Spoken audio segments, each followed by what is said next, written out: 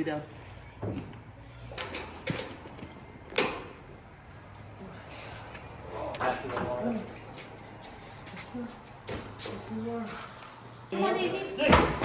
Oh, the shocks are nice though.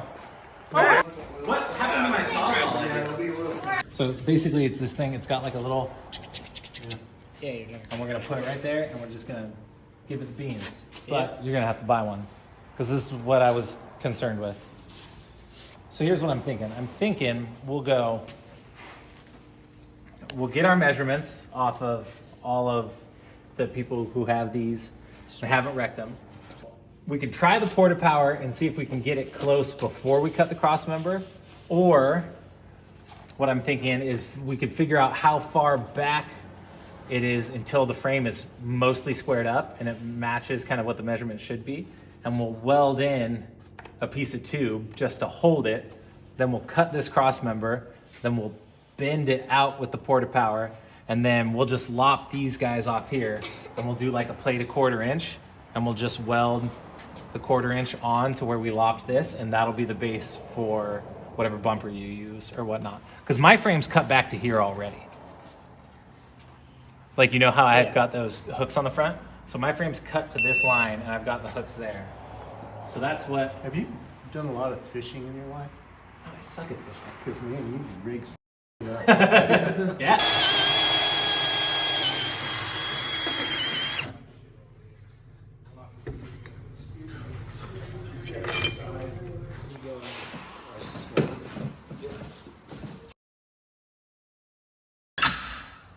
Starting to move. Yep. Ginger mustache. That's adorable. Okay, so we just need to run. Okay, those power steering lines are off. This is off. That's off. There's a clip right here, Tim. All right, boys. Give it a little tilt up so we figure out what these are. Take those off.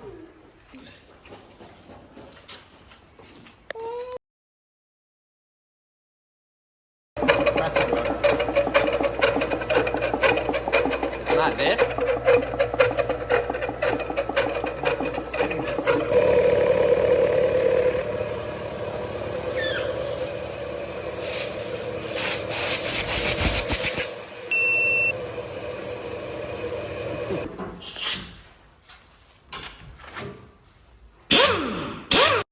Yeah.